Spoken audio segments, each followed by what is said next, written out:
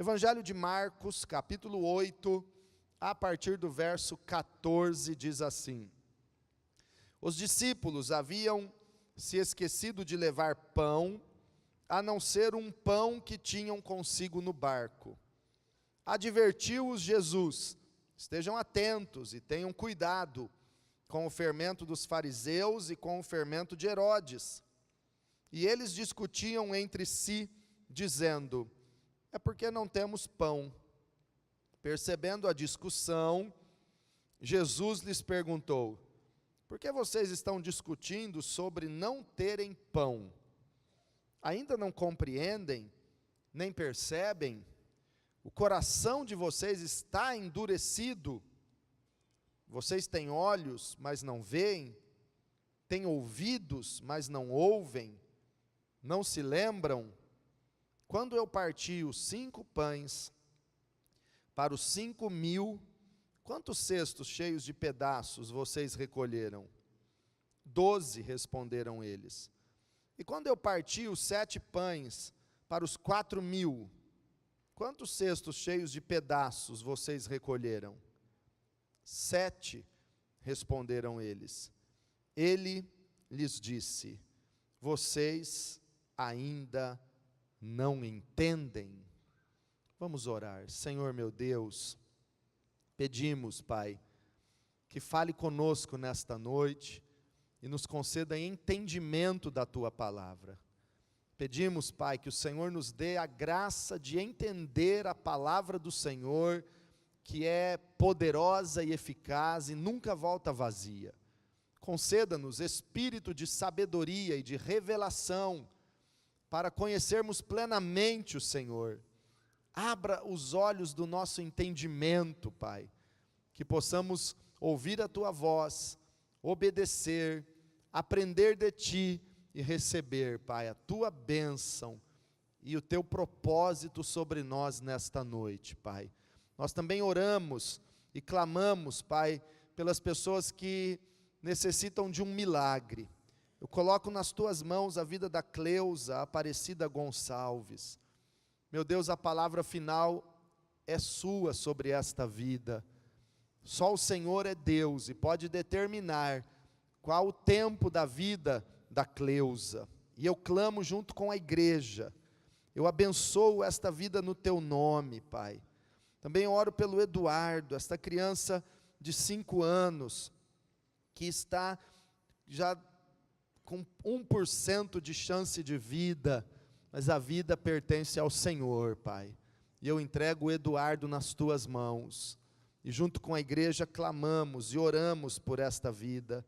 A Antonieta e o Paulo Roberto Medeiros, também nós colocamos ao Senhor e pedimos salvação, Pai. E a Maria Marinês, nossa irmã, nós colocamos em Tuas mãos, porque a enfermidade não é maior do que o poder, do que a palavra do Senhor. E está escrito que verdadeiramente o Senhor levou sobre si todas as enfermidades, Jesus. Eu entrego a vida da irmã Maria Marinês aos Teus cuidados, eu entrego em Tuas mãos. E junto com a igreja, nós oramos e repreendemos todo o mal que se levanta contra estas vidas. Toda obra maligna, nós ordenamos que caia por terra, e que a bênção do Senhor, Pai, seja concedida sobre estas pessoas e sobre os nossos familiares, sobre todos aqueles que necessitam de um milagre que só o Senhor pode realizar. Nesta noite, ou aqueles que ficaram em casa, eu entrego todos diante do Senhor, em nome de Jesus, amém, graças a Deus, glória a Jesus. Irmãos, a Bíblia diz que os discípulos haviam se esquecido de levar pão, mas havia um pão junto com eles no barco. É isso que diz o verso 14 que nós lemos. Tinha um pão naquele barco e eles haviam esquecido de levar pão. Então eu começo a ver que tinha alguma coisa de errada com esse pão no barco. E eu quero acompanhar isso com você na palavra de Deus.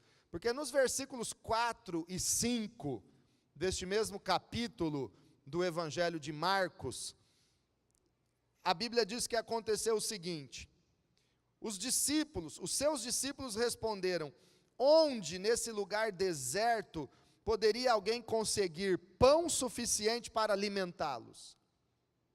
Aí Jesus perguntou: quantos pães vocês têm? Era um deserto, Jesus já havia multiplicado pães e peixes numa outra ocasião. Agora diz a palavra de Deus que havia uma multidão de 4.000 homens, e aquela multidão estava com Jesus há muito tempo, e Jesus falou: vamos dar a eles de comer, para não despedi-los com fome, e eles não morrerem no deserto.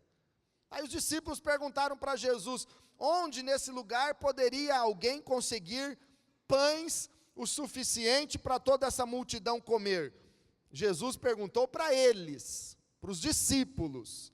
Quem aqui é discípulo de Jesus, levante a mão e dê um sinal de vida diante de Deus. Aleluia! Jesus perguntou para os discípulos: quantos pães vocês têm? Resposta no final do versículo 5: 7, responderam eles. Então Jesus mandou a multidão assentar-se.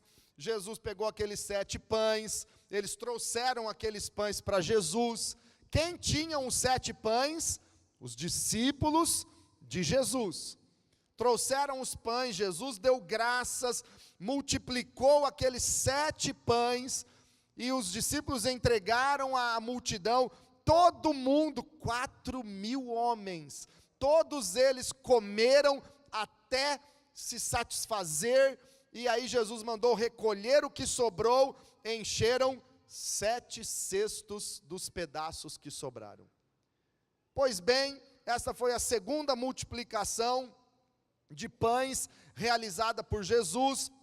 Eles entraram no barco, despedida a multidão, entraram no barco, Jesus e os seus discípulos, e foram para outra região no mar da Galileia. Estava tudo bem. Aí o versículo 14 começa nos dizendo que eles esqueceram de levar pão. Então ninguém pegou um daqueles cestos que sobraram da multiplicação. Mas a Bíblia nos traz um detalhe, que não é um detalhe, é um fato importante. Tinha um pão no barco. E aí eu começo a raciocinar que quando Jesus perguntou para os discípulos: quantos pães vocês têm? Aí eu fico imaginando Pedro lá no meio, talvez Pedro ou outro levantando a mão: mestre, eu tenho um. Outro discípulo lá: mestre, eu tenho 2.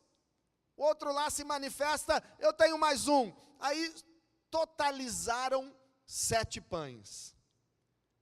Mas eu imagino, e eu quero imaginar isso com vocês, um dos discípulos de Jesus fica lá bem quietinho, talvez é aquele que fica assim, olhando para os lados e se mexendo e dizendo, até igual o Chaves lá, e está lá, e fica quietinho, não fala nada, mas ele tem o 8º pão escondido no barco. Quantos pães vocês têm? 7. E um deles fica lá quietinho. Deixa aquele pão guardado, que pode nos fazer falta. Isso é importante, não tem como nós provarmos, mas a Bíblia nos fala que eles esqueceram de levar pão, mas tinham pão no barco. Eu creio que esse versículo não está aí por acaso. E logo em seguida, Jesus advertiu os discípulos. No verso 15 nós encontramos a palavra de Deus dizendo assim: advertiu-os Jesus. Aparentemente não havia um motivo para Jesus adverti-los, exortá-los, corrigi-los. Porque Jesus estava advertindo seus discípulos? Havia alguma coisa lá no coração deles, ou de alguns deles, que precisava ser tratada pelo Senhor. E irmãos, como é bom nós sermos advertidos pelo Senhor. Deus não quer que ninguém se perca. Deus não quer que você tome um rumo errado na sua vida. Por isso, muitas vezes, Ele vai lhe advertir. Ele vai usar alguém, Ele vai te exortar. Uma leitura superficial desse texto diz assim: mas Jesus está advertindo os discípulos e não havia necessidade, ou por quê? Tinha algo para ser tratado. E para mim aquele pão evidenciava um problema. E eu quero ir mais longe com você nesse texto. Então Jesus disse: estejam atentos e tenham cuidado com o fermento dos fariseus e com o fermento de Herodes. Jesus falou para eles tomarem cuidado com esses dois tipos de fermentos. Diga comigo: fermento dos fariseus e fermento de Herodes. O que são esses dois tipos de fermentos que Jesus mandou eles tomarem cuidado e estarem atentos? O fermento dos fariseus é muito fácil de identificarmos, porque o próprio Jesus já falou o que é. Em Lucas capítulo 12, Jesus falou que o fermento dos fariseus é a hipocrisia, fingimento. Hipocrisia no grego significa ator, aquele que representa uma personagem, aquele que representa um papel, mas ele não é aquilo que ele está representando, ele apenas está representando um papel. Fermento dos fariseus, e fariseu era uma divisão, era uma seita no judaísmo, muito forte naquela época, de pessoas extremamente religiosas. Os fariseus, eles ensinavam a lei de Moisés com muito rigor. Inclusive o apóstolo Paulo, antes de se converter, era um fariseu, rigoroso no judaísmo. Jesus falou sobre os fariseus em Mateus 23, dizendo: eles estão assentados na cadeira de Moisés. Eles são responsáveis por pregar a lei de Moisés em Israel. Mas Jesus disse assim: façam tudo o que eles mandarem vocês fazer, mas não vivam como eles, porque eles pregam e não vivem. Eles mandam fazer, mas eles não fazem o que eles dizem. Eles representavam. Eles eram fingidos. Era uma aparência de fé e de religiosidade diante dos outros.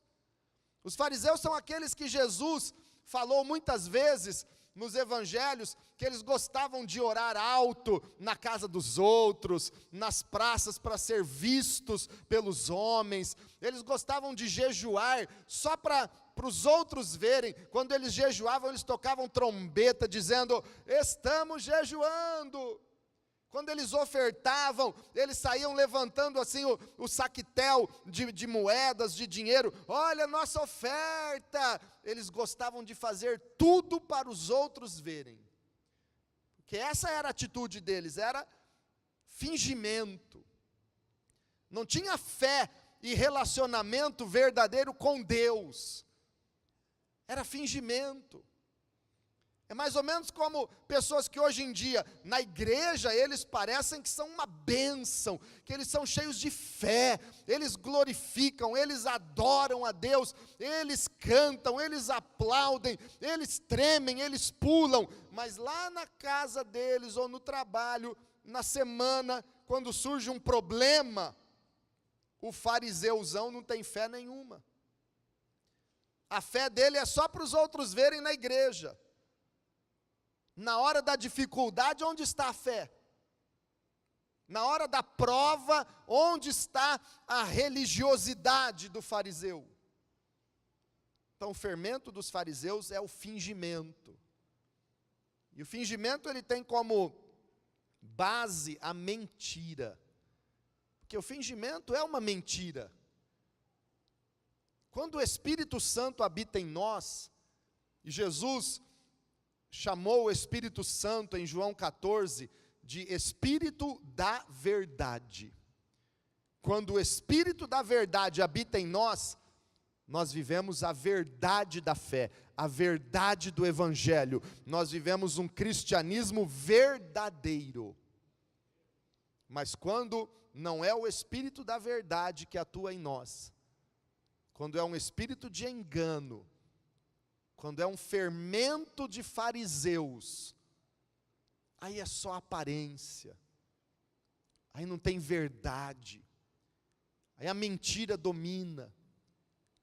Pessoas que são dominadas pela mentira, Satanás tem manipulado. Irmãos, a mentira é um problema grave, porque o pai da mentira é Satanás. E a hipocrisia não deixa de ser uma das formas de manifestação da mentira. Então Jesus está dizendo para os discípulos: tomem cuidado com o fermento dos fariseus, que é a hipocrisia. Mas Jesus também disse: cuidado com o fermento de Herodes. O que vem a ser o fermento de Herodes? Esse já não está tão explícito na Bíblia, o que quer dizer, o que significa, mas Jesus falou também em Mateus capítulo 16, e eu recomendo que amanhã mesmo, no seu tempo a sós com Deus, você abra sua Bíblia e leia Mateus 16, além do texto que você já lê normalmente, no seu plano de leitura anual da Bíblia, você vai ver que em Mateus 16, versículo 6, Jesus falou sobre o fermento dos fariseus e dos saduceus, que era uma outra categoria, uma outra seita do judaísmo. Eram os saduceus, muito ligados a Herodes e ao poder em Israel, muito racionalistas. Tudo para os saduceus era a razão acima de tudo, era o pensamento racional acima da fé. Os saduceus afirmavam crer em Deus. Nós cremos no Deus de Israel, sim, mas eles não criam em nada. Eles eram totalmente racionalistas. Olha o que diz Atos 23, versículo 8, sobre os saduceus. Atos dos Apóstolos, capítulo 23, verso 8, diz assim: os saduceus dizem que não há ressurreição, nem anjos, nem espíritos, mas os fariseus admitem todas essas coisas. Então, na religião de Israel, na época de Jesus, no judaísmo, haviam dois grupos, basicamente: fariseus, acreditavam em Deus, acreditavam na lei, acreditavam em anjos, acreditavam em demônios, acreditavam no Espírito Santo, acreditavam na ressurreição. E os saduceus não acreditavam na ressurreição, não acreditavam em espíritos, não acreditavam em anjos, não acreditavam em milagres, não acreditavam no Espírito Santo, mas diziam que acreditavam em Deus.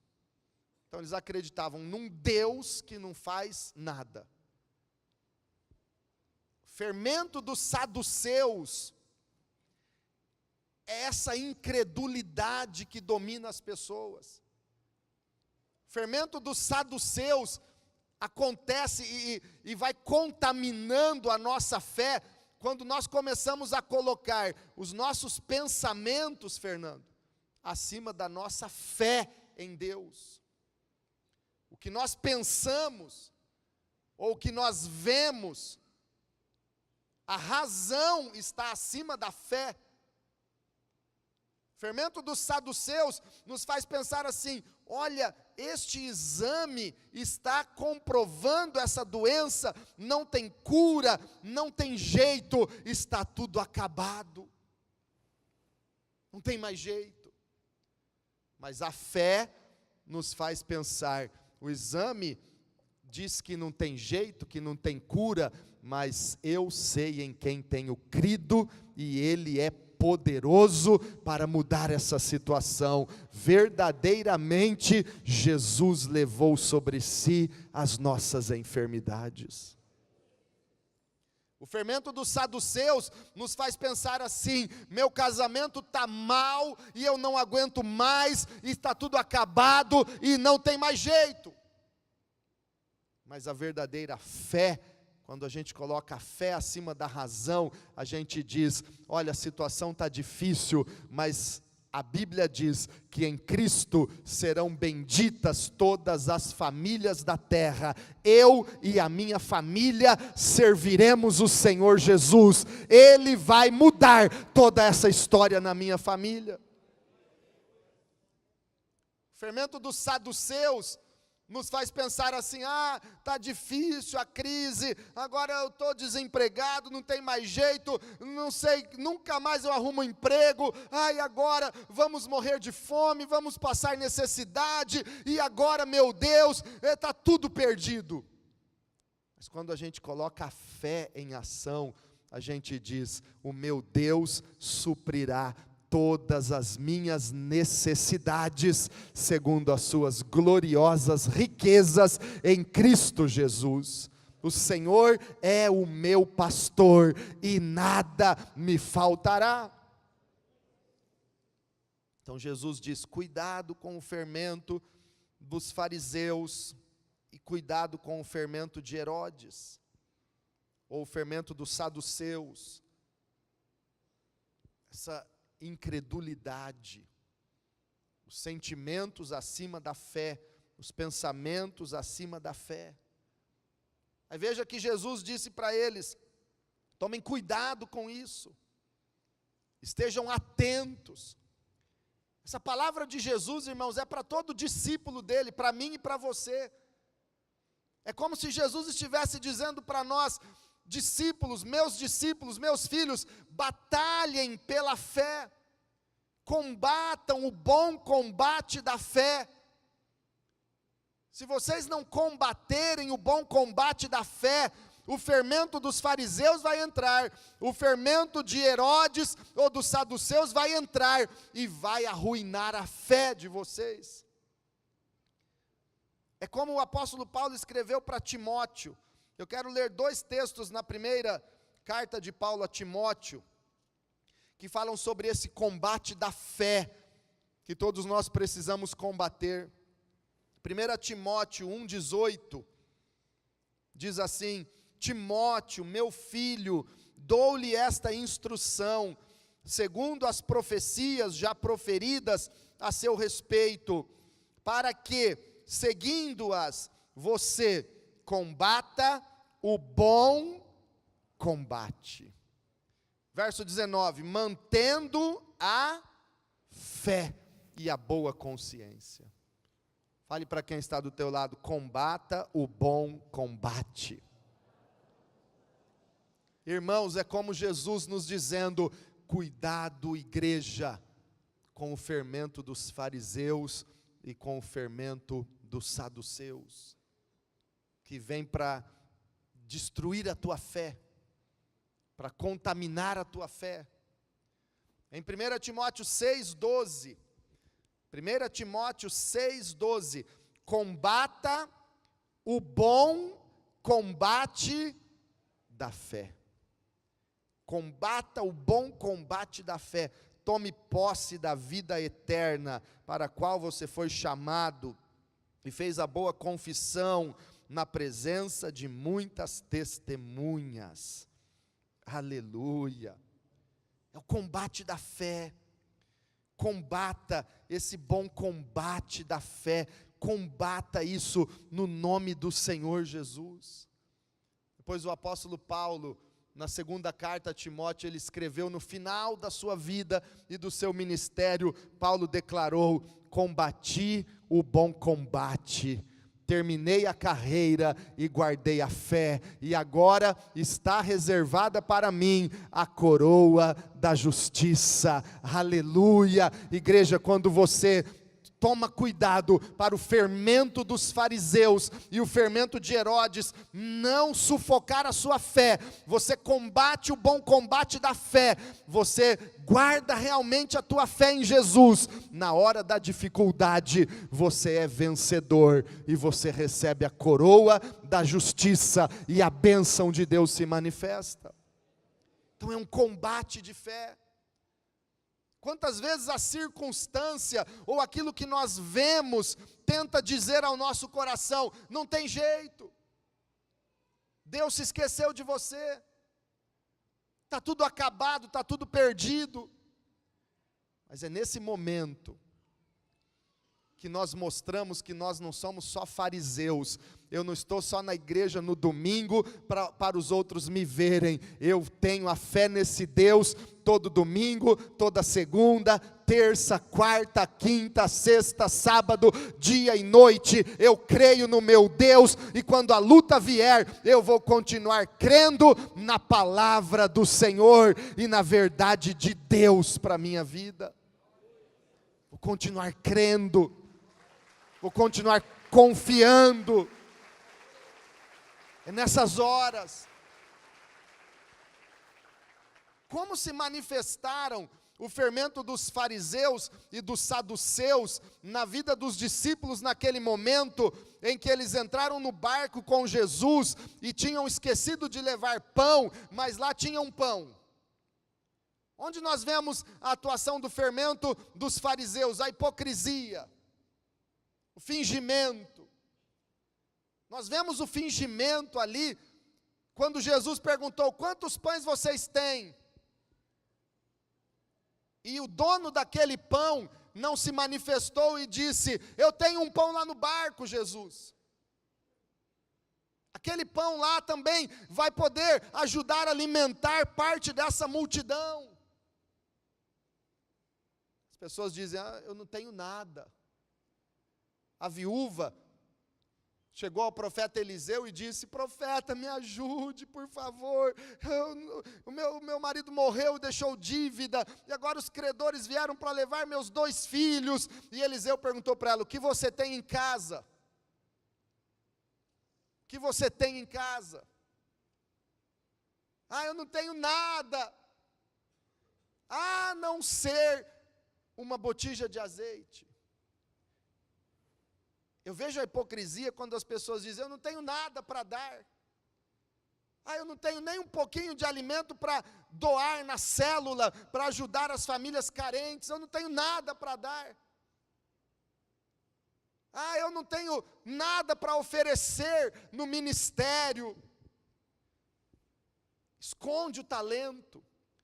Irmãos, nós temos pessoas tão talentosas em tantas áreas, que poderiam ser tão úteis no ministério, no corpo de Cristo, na igreja, servindo a Deus, servindo as pessoas, usando esse talento que Deus lhe deu, para fazer a obra do Senhor, a vontade do Senhor. Irmãos, ajude a criança, por favor. Amém. Mas a pessoa esconde o seu ministério. Eu não tenho nada para oferecer. Eu não tenho tempo. O 8º pão está lá no barco, mas você está dizendo que não tem. Está fingindo que não dá tempo. Então, todo mundo que faz a obra de Deus é ocioso e tem tempo sobrando, por isso está fazendo. E você que não é ocioso e não tem tempo sobrando, pode ficar dando essa desculpa que não tem tempo. Eu não consigo. Eu não dou o dízimo, porque não dá mesmo. Deus sabe que não dá. Está escondendo o pão. E Jesus perguntando: quantos pães vocês têm? E você está dizendo: eu não tenho nenhum. Eu não tenho nenhum. Fermento dos fariseus. E eu vejo o fermento dos saduceus a incredulidade operando no pensamento de muitos cristãos que dizem assim: mas se eu levar esse pão que está no barco, depois nós vamos pegar o barco para o outro lado, não vai ter nada para comer, então vamos garantir o nosso jantar, deixa esse pãozinho aqui. Eu vejo o fermento da incredulidade no coração de muitas pessoas que dizem assim: se eu der, vai me fazer falta lá no fim do mês. Ele está olhando para a razão e não para a palavra de Deus que nos move pela fé. Mas se eu não fizer isso, eu vou morrer. Irmãos, quantas vezes a incredulidade tem dominado? Quantas vezes a dúvida tem dominado? Mas Jesus está nos dizendo: cuidado com o fermento dos fariseus e com o fermento de Herodes.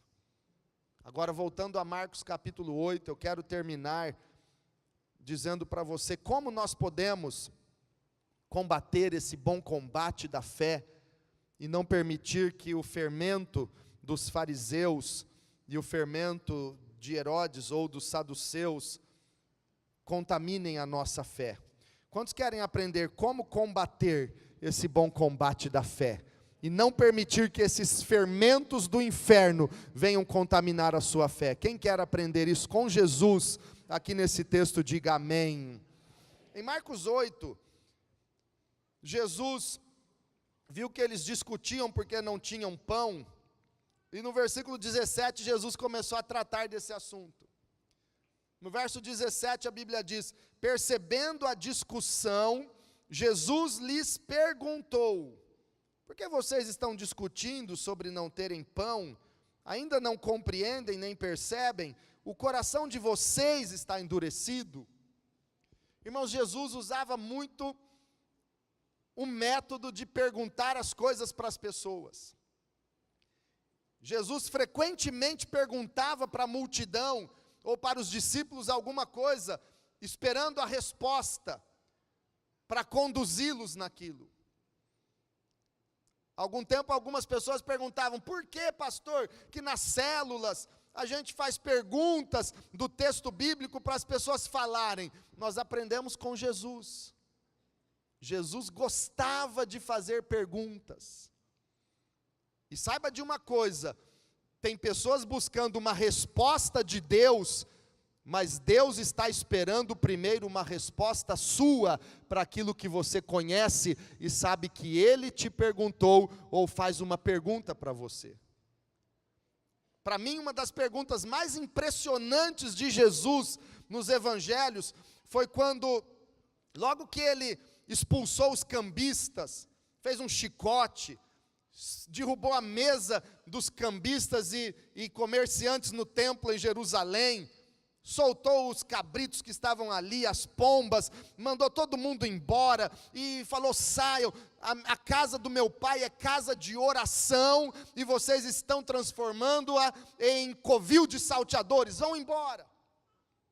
Jesus fez tudo isso com autoridade. Aí chegaram os belezões dos mestres da lei e fariseus, e chegaram diante de Jesus e disseram com toda a arrogância pertinente a eles: com que autoridade você faz estas coisas? Quem te deu autoridade para fazer isso aqui? Jesus olhou para eles e disse: eu também farei uma pergunta para vocês. Respondam-me e eu direi com que autoridade eu faço isso. Aí Jesus olhou para eles, Jefferson, e perguntou: o batismo de João era do céu ou dos homens? Uau, que pergunta! Porque, irmãos, Jesus já estava respondendo a pergunta deles, fazendo outra pergunta, e eles nem perceberam. O batismo de João era do céu ou dos homens? E aí aqueles fariseus, aqueles mestres da lei ficaram encurralados. Se nós dissermos que o batismo de João Batista era do céu, Ele vai nos perguntar: por que vocês não creram e não foram batizados então?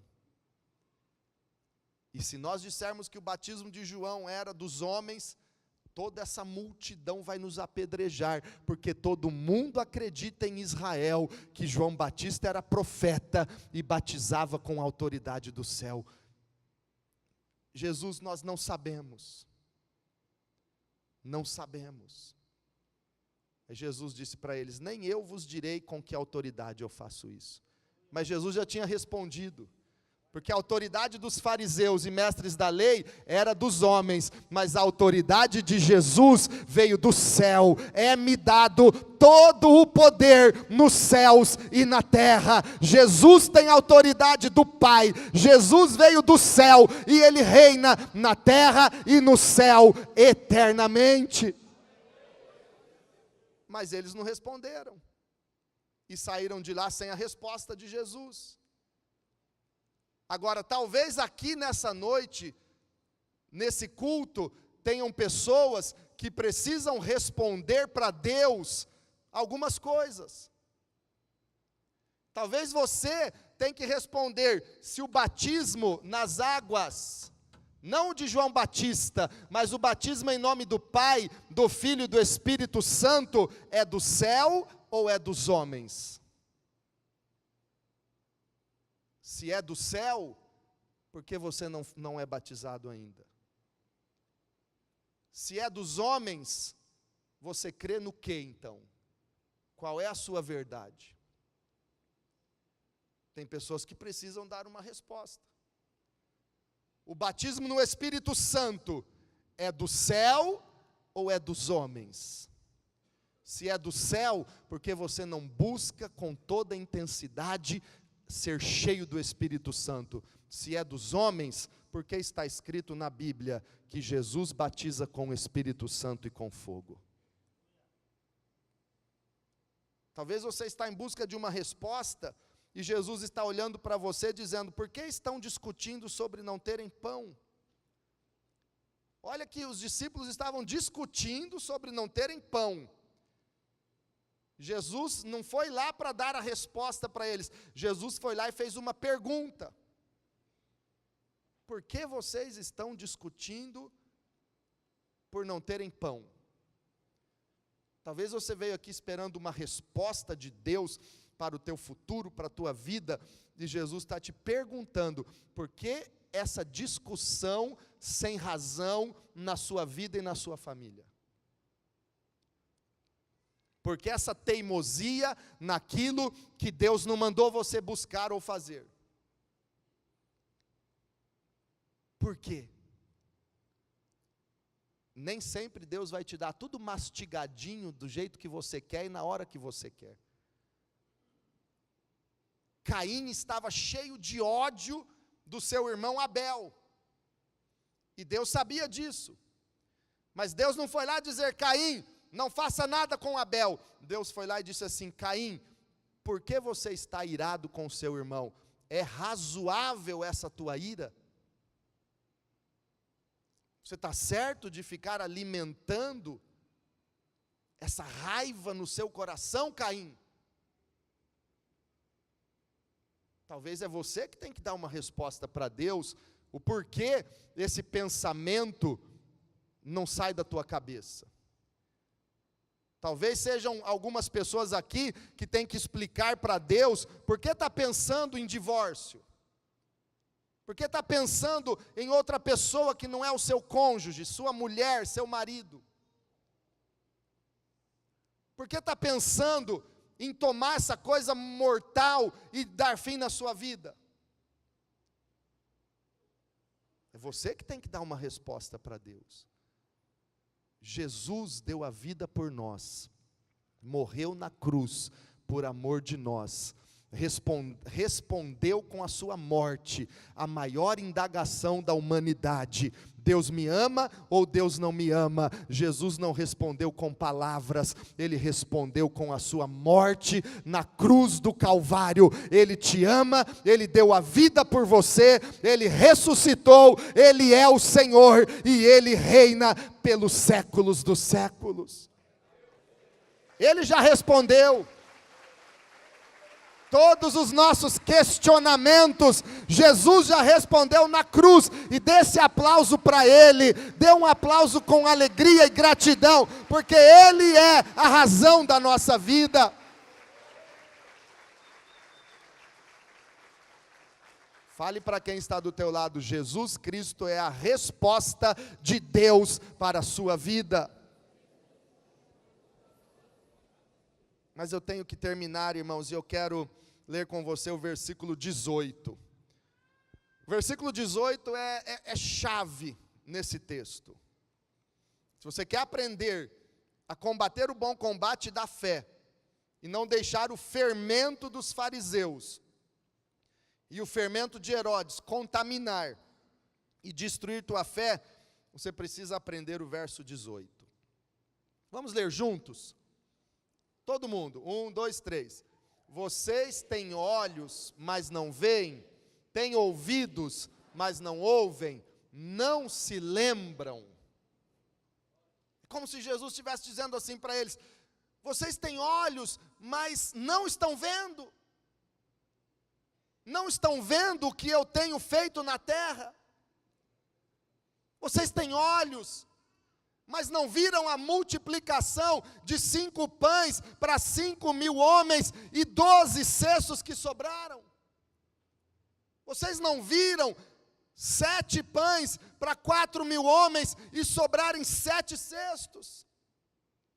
Vocês não viram ainda o paralítico andar, o cego enxergar, o leproso ser limpo. Vocês têm olhos, mas não viram ainda o que eu estou fazendo na terra. Mas pelo menos então, vocês têm ouvidos para escutar o que estão dizendo a meu respeito. Vocês têm ouvidos e estão ouvindo o que eu tenho feito na terra. Mas nem vendo, nem ouvindo vocês estão, então, pelo menos, vocês se lembram do que eu já fiz. É progressivo. Você não consegue enxergar, pelo menos você está tentando ouvir e escutar, e ouvir falar, e dar ouvidos para a palavra de Deus, mas não está nem vendo, nem ouvindo. Você então procure se lembrar do que Deus tem feito. Você se lembra? Vamos começar então de baixo para cima. Primeiro passo, irmãos: lembre-se do que Deus tem feito. O teu grande problema pode ser que você não esteja parando para se lembrar do que Ele tem feito. Salmo 46 diz: aquietai-vos e sabei que eu sou Deus. Você tem se aquietado para se lembrar do que Ele fez? Você se lembra do que Ele fez? Você se lembra de onde Ele tirou você? Você se lembra de algo que Ele já fez na sua vida? Quem se lembra, irmãos, do que Ele já fez? Quem se lembra do amor e da misericórdia de Jesus na sua vida? Levante a mão para Ele e diga: Jesus, eu me lembro. Primeira coisa, lembre-se. Quando você se aquieta e começa a se lembrar, logo você vai escutar a voz dEle. Deus está falando com você. Deus vai falar com você na palavra, no culto, na célula, na tua leitura da Bíblia. Deus vai falar audivelmente com você. Audivelmente. Esses dias eu ouvi Deus falando audivelmente para mim. Eu parei e disse: Senhor. E Deus disse assim: me entregue as suas manhãs. Deus falou audivelmente. Você vai começar a escutar a voz de Deus. Você vai ouvir a voz de Deus. O Senhor vai falar com você pela palavra. O Senhor vai falar com você e vai guiar a sua vida de acordo com a vontade dEle. E depois você verá com os seus olhos o que Deus vai fazer na sua vida, na sua família, na sua célula, na nossa cidade, no nosso país. Os nossos olhos verão a bondade de Deus. Salmo 27, o salmista diz: os nossos olhos, os meus olhos verão a bondade de Deus na terra dos viventes. Você quer ver? Você quer ver a glória de Deus agindo na tua vida e na tua casa? Começa a se lembrar do que Deus já fez. E começa a ouvir o que Ele está te mandando fazer. E os teus olhos verão.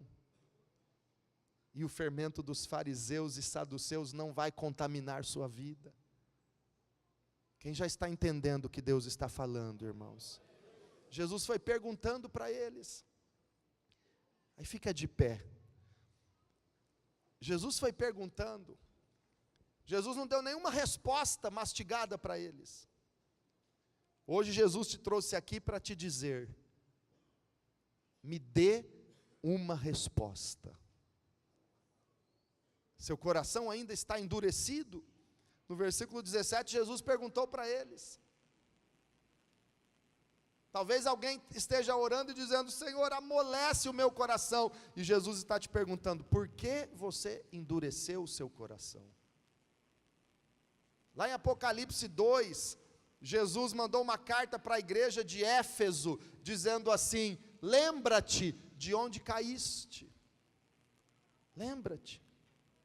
Quando você começa a se lembrar, você vai se lembrar também de onde você caiu. E quando que essa porta foi escancarada para o maligno entrar na sua vida? Quando? Esses dias, hoje a pastora estava me contando uma história de um parente bem distante, que na família, 3 filhos se desvirtuaram totalmente. E eu perguntei para ela assim: mas como essa família vivia para abrir uma brecha, uma legalidade de tal forma que Satanás arruinou a vida moral e sexual de 3 filhos desse casal? Ela falou assim: o marido, o pai dessa família, vivia adulterando e traindo a esposa. Foi a porta escancarada para Satanás entrar e tornar um filho gay, uma filha lésbica e outra filha prostituta. Lembra-te. Lembra-te de onde caístes. Aí Jesus termina o texto que lemos em Marcos 8, no versículo 21. Jesus disse-lhes: vocês ainda não entendem? E foi para Betsaida e não falou mais nisso. A decisão é sua. Quem já entendeu que precisa combater o bom combate da fé, e tem que tomar cuidado com o fermento dos fariseus e de Herodes? Quem já entendeu que não é de pão que você tem que ficar preocupado, mas com a tua fé você tem que estar preocupado e batalhar por ela? Quem já entendeu, feche os olhos, eu vou orar por vocês.